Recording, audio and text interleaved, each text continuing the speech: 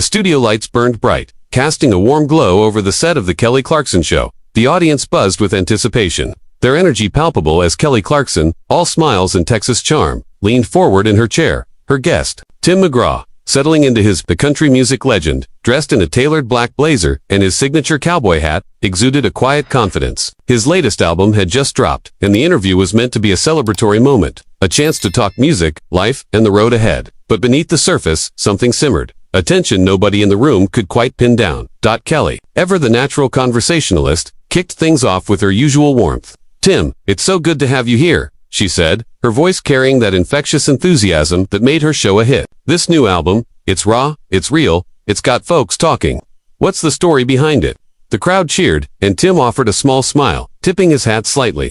He spoke about the inspiration, the late-night writing sessions, the way the songs poured out of him after years on the road. But his answers were clipped, his tone measured, like he was holding something back. The audience didn't notice at first. They were too caught up in Kelly's easy banter, her ability to make every guest feel like an old friend. She prodded, gently, asking about his collaboration with younger artists, how he felt about the evolving country music scene.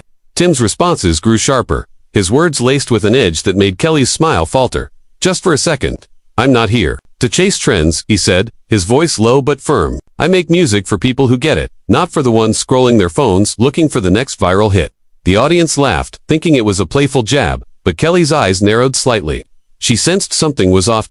She pivoted, keeping the mood light, or trying to. "Okay, but you've got to admit, some of these new artists are shaking things up. Like that duet you did, it's blowing up online. Fans are eating it up." Tim shifted in his seat, his jaw tightening. "Yeah, well, fans eat up a lot of things," he said, his tone carrying a bite that didn't match the room's energy. The crowd's laughter faded into an awkward murmur. Kelly, quick on her feet, tried to steer back to safer ground, asking about his tour plans, but Tim cut her off. "Look, Kelly, I'm not here to talk about what's trending on some app. I'm here to talk about the music.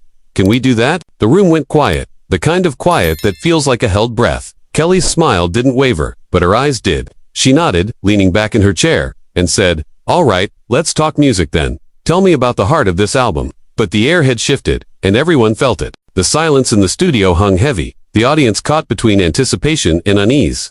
Kelly Clarkson, ever the professional, leaned forward, her voice steady but softer now, as if trying to coax Tim McGraw back into the rhythm of the interview. "All right, Tim, let's dive into the heart of this album," she said, her Texas drawl wrapping around the words like a lifeline. "You've said it's your most personal work yet.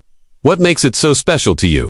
The question was open, inviting, meant to give Tim the floor to share something real, but his posture had stiffened, his hands gripping the armrests of his chair, knuckles pale against the dark fabric.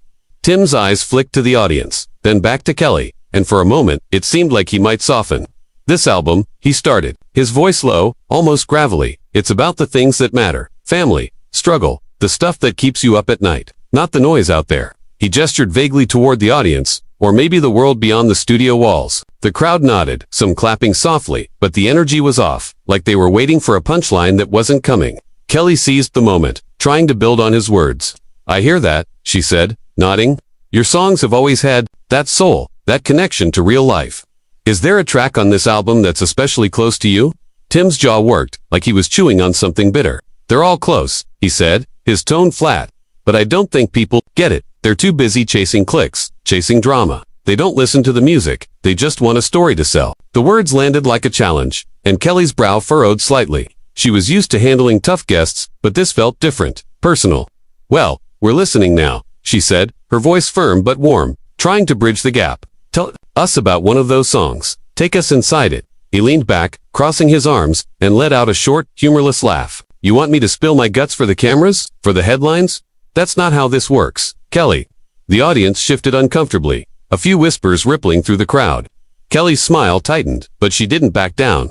"I'm not asking for headlines, Tim, I'm asking for you. Your fans want to know what drives you, what makes this album different." Her words were sincere, but they seemed to hit a nerve. Tim's eyes darkened, and he shook his head. "You think it's about the fans? Half of them don't even buy records anymore. They just want a clip to share, something to make them feel like they know me." The studio felt smaller now, the air thick with tension. Kelly's producer, standing off stage, gave a subtle signal to wrap things up, but Kelly wasn't ready to let it go. She leaned in, her voice dropping to a quieter register. "I get it, Tim. The industry's changed, and it's tough, but you're still out here, making music that matters. Why not share that with us? Why not let us in? It was a genuine plea, but Tim's expression hardened. He uncrossed his arms, leaning forward, his voice cutting through the room. Because some things aren't for sale, Kelly. Not everything's a performance. The words hung there, sharp and final, and for the first time, the audience seemed to realize this wasn't just an interview gone off script. Something deeper was unraveling. The studio lights seemed to dim, though they hadn't changed, as Tim McGraw's words settled over the room like a cold front.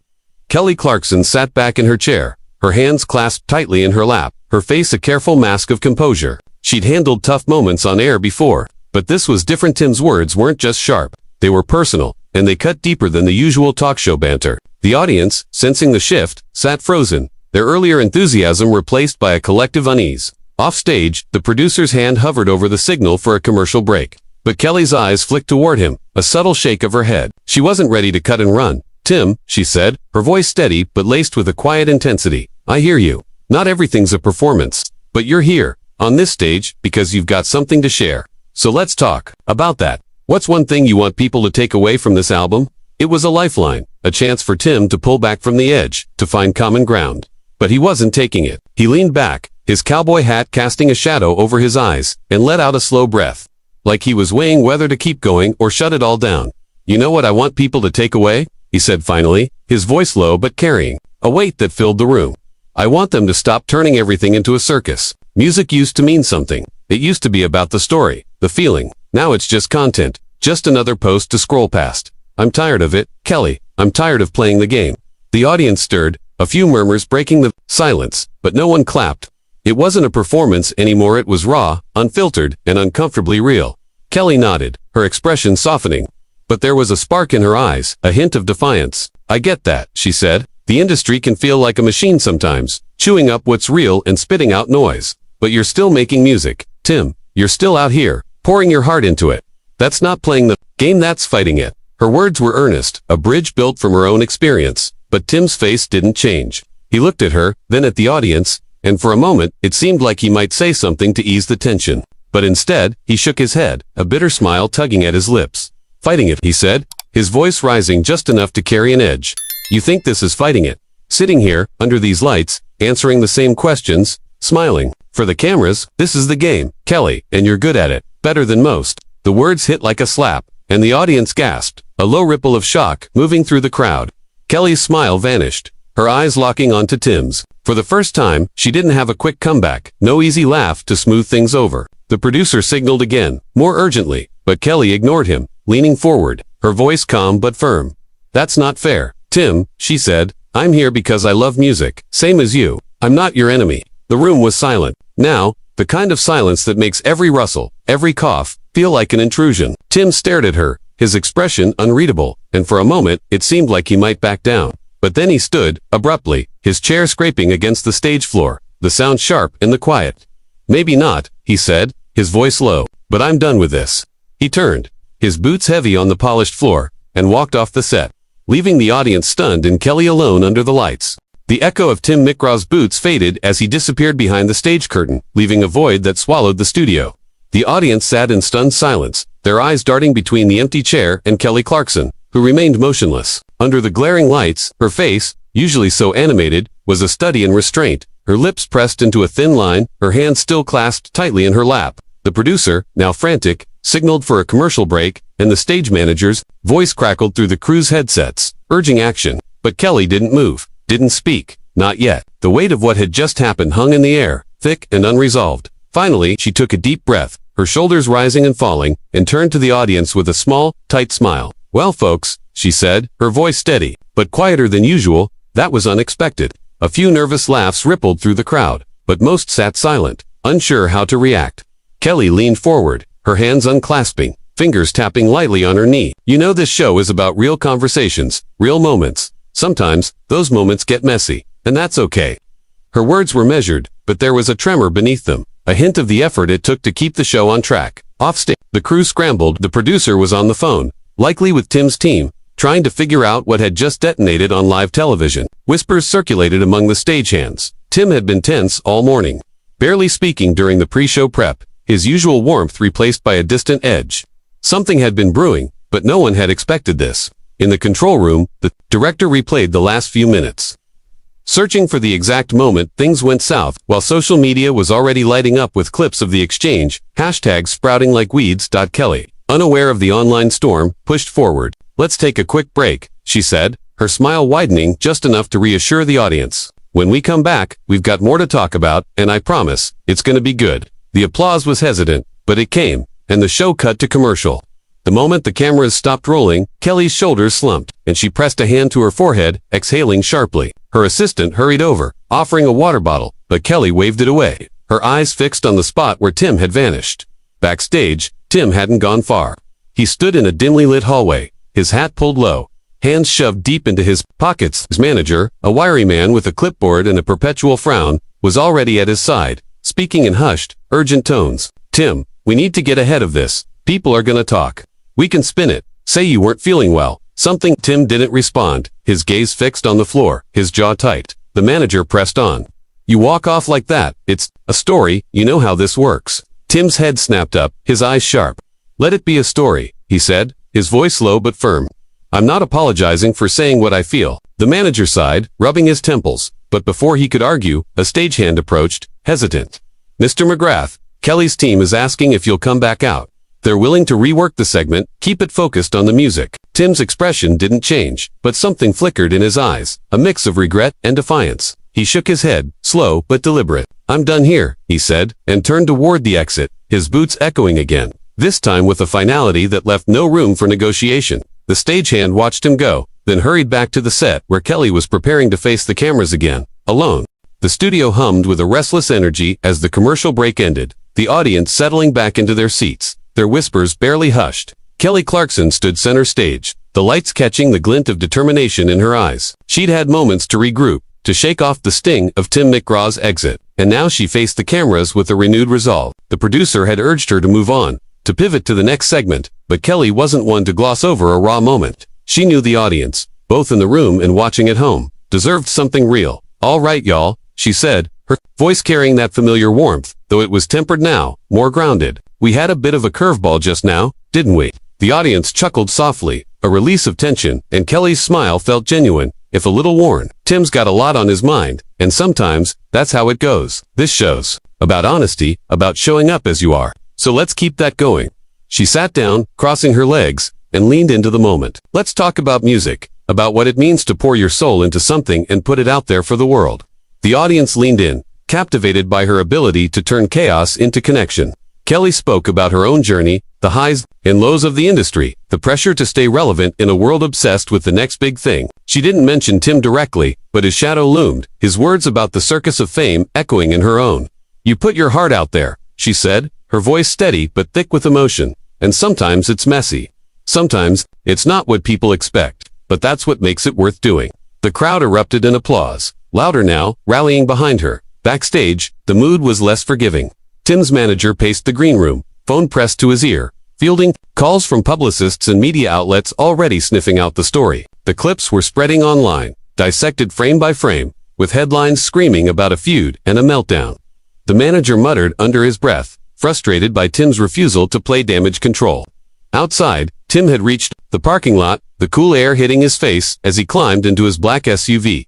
He sat there for a moment, staring at the dashboard, his hands gripping the steering wheel. The weight of what he'd done was settling in, not regret exactly, but a heavy awareness of the fallout to come. Inside, Kelly wrapped up the segment, her voice steady as she introduced the next guest, a rising pop artist who bounded onto the stage with all the enthusiasm Tim had lacked. The contrast was stark, and the audience embraced it, clapping with renewed energy. But Kelly's mind was still on that empty chair, on the words Tim had flung at her. As the cameras panned away, she caught the eye of her producer, who gave her a nod of respect. She'd held the show together, turned a disaster into something human, but it had cost her something, too. Meanwhile, Tim's SUV pulled out of the lot, the city blurring past as he drove in silence. His phone buzzed relentlessly in his pocket, but he ignored it. He thought about the album, the one he'd poured everything into, the one he'd come to talk about before it all unraveled. He thought about Kelly, about the hurt in her eyes when he'd called her out. It wasn't personal, not really, but it had felt like it in the moment. The industry, the expectations, the endless demand to perform it had all boiled over, and she'd been caught in the crossfire. As the studio faded, in his rear view, Tim wondered if he'd crossed a line he couldn't uncross. The city lights streaked past Tim McGraw's SUV, the hum of the engine a low counterpoint to the storm in his mind. He hadn't turned on the radio, hadn't checked his phone, which still buzzed with notifications he had no intention of reading. The weight of the day pressed against him, not just the walk-off, but everything it represented: years of navigating an industry that demanded more than he wanted to give. He thought about Kelly Clarkson, her face when he'd thrown those sharp words her way, and a pang of something close to guilt tugged at him, but he didn't turn back. Not yet. Back at the studio, Kelly powered through the rest of the show, her charisma carrying her through the final segments. The pop artist who followed Tim was a burst of energy, filling the room with light banter and a performance that had the audience on their feet.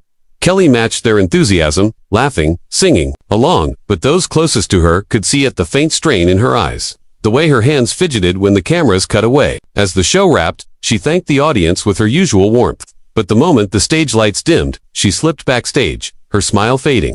Her assistant handed her a phone, already open to the flood of online reactions. Kelly scanned the comments, the speculation, the clips replaying Tim's exit.